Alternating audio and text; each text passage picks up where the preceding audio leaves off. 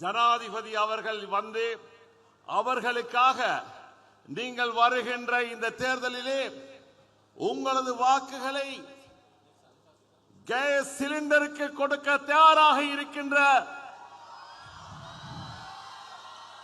சாய்ந்த மருது மக்களே, உலமா பெருமக்களே, என் அன்பின் தாய்மார்களே, சகோதரிகளே, இலங்கை தற்பொழுது வளம் பெற்ற ஆரம்பித்துள்ளது. பொருளாதாரம் புத்துயிர் பெற்று வருகிறது. மக்களின் துன்பங்கள் துடைக்கப்பட்டு வருகின்றன.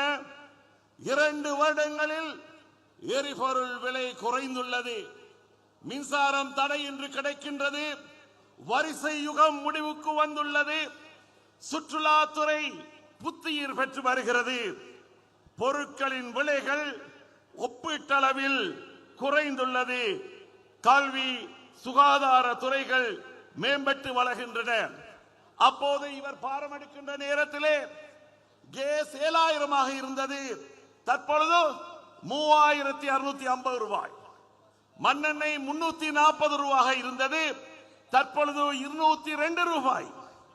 பெட்ரோல் 470 ரூபாய் இருந்தது. தற்பொழுது 332 ரூபாய். டீசல் 4600 ரூபாய் இருந்தது. 460 ரூபாய் இருந்தது. இப்போது 350 குறைந்து கொண்டே வருகிறது. பால்மா 1200 ரூபாய் இருந்தது. இப்பொழுது 910 ரூபாய். நெத்தலி கருவாடு 1600க்கு வித்தது. இப்பொழுது 820 ரூபாய். கோழி 1600 ரூபாய் இருந்தது. இப்பொழுது 1000 விட குறைந்து விட்டது. சீனி அப்போது 400 ரூபாய் இருந்தது. இப்போது 230 ரூபாய் குறைந்து கொண்டு வருகிறது. வெங்காயம் எவ்வளவு? 600 ரூபாய் இருந்தது. இப்போது 300 ரூபாய் குறைந்திருக்கின்றது. இவ்வாறு ஒவ்வொரு பொருட்களும், ஒவ்வொரு பாவனை பொருட்களும் குறைந்து இன்று மக்கள் சந்தோஷமாக வாழ்கின்ற ஒரு சூழ்நிலை. நாங்கள் ரொம்ப நாளைக்கு பிறகு நோன்பு பெருநாளை சந்தோஷமாக கொண்டாடினோம். ஹஜ் பெருநாளை சந்தோஷமாக கொண்டாடினோம். சித்திரை வருஷத்தை மக்கள் சந்தோஷமாக கொண்டாடினார்கள். பண்டிகை எல்லாம் அத்தனையும் அனைத்து மக்களும் சந்தோஷமாக கொண்டாடினார்கள்.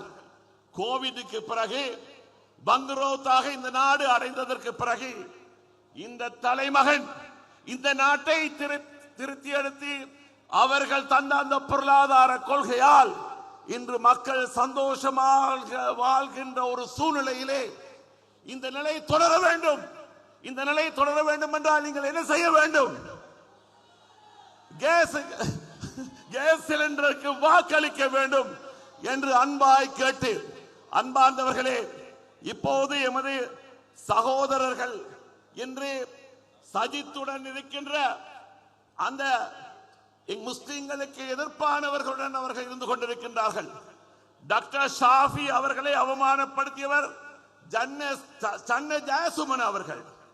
ஹலால் விவகாரத்தில் முன்னணியில் நின்றவர் சாம்பிக ரணவக்க அவர்கள். குர்நாகலிலே வீடுகள், முஸ்லிம்களது வீடுகள், பள்ளிவாசல்கள் எரித்த பொழுது அந்த காடையர்களை காப்பாற்றியவர் ஜெயஸ்ரீ ஜெயசேகர் அவர்கள்.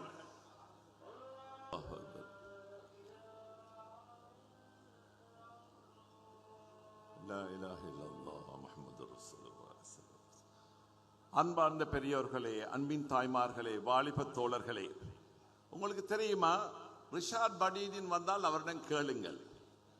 ஆனந்த சாகர தேரர் தான் ரிஷாட் அவர்கள் மீண்டும் மன்னாரில் குடியேற்றம் நடக்கின்ற பொழுது வில்பத்து காடுகளை இவர் அழிக்கிறார் என்று குரல் கொடுத்தவர் தான் ஆனந்த சாகர தேரர். ரிஷாடிடம் இன்னும் ஒன்று கேளுங்கள். மேஜர் ஜெனரல் மகேஷ் சேனநாயக்கா தான் உயிர்த்த ஞாயிறு தினத்தன்று அந்த சம்பவம் நடந்த பொழுது அவர்தான் ஆர்மி கமாண்டராக இருந்தார். ரிஷாதின் ஒரு சொந்தக்காரனை பிடித்து விட்டார்கள். ரிஷாத் கால் பண்றார், அமைச்சர் பேசுகிறேன், மேஜர் ஜெனரல் அவர்களே இவரை விடுங்கள் என்று. அவர் என்ன சொன்னார்? நீங்களும் ஒரு பயங்கரவாதி, உங்களையும் உள்ளுக்கெடுப்போம் என்று சொன்னவர் தான் இந்த மேஜர் ஜெனரல் மகேஷ் சேனநாயக்க. இன்று சஜித்தின் வலது பக்கத்திலே மேஜர் ஜெனரல் மகேஷ் சேனநாயக்க பக்கத்தில் போய் சகோதரர் தம்பி ரிஷாட் பாடியில் அவளத்தை இருக்கிறார். வந்தால் கேளுங்கள், வெக்கம் இல்லையா இவர்களுக்கு? எனவே முஸ்லிம் எமது கோவிட் மையத்துக்களை, குழந்தையின் மையத்துக்களை தாய்மார் தந்தையார் அழுகின்ற அந்த குரலிலே அவர்கள் அந்த சண்டாளர்கள் எரித்தார்கள். 330 அதிகமான சடலங்களை மையத்துக்களை எரித்தார்கள்.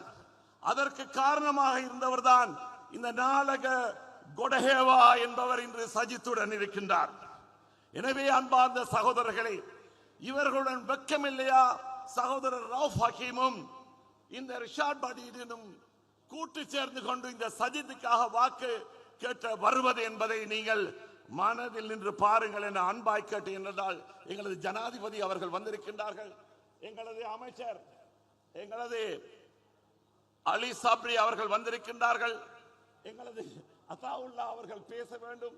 இவ்வாறு பலரும் பேச வேண்டிய காரணத்தினால் எனது பேச்சை சுருக்கி நன்றியுடன் விடைபெற்றுக் கொள்கிறேன். நன்றி, வசலாம், அஸ்ஸலாமு அலைக்கும் வரஹ்மத்துல்லாஹி வபரகாத்துஹு.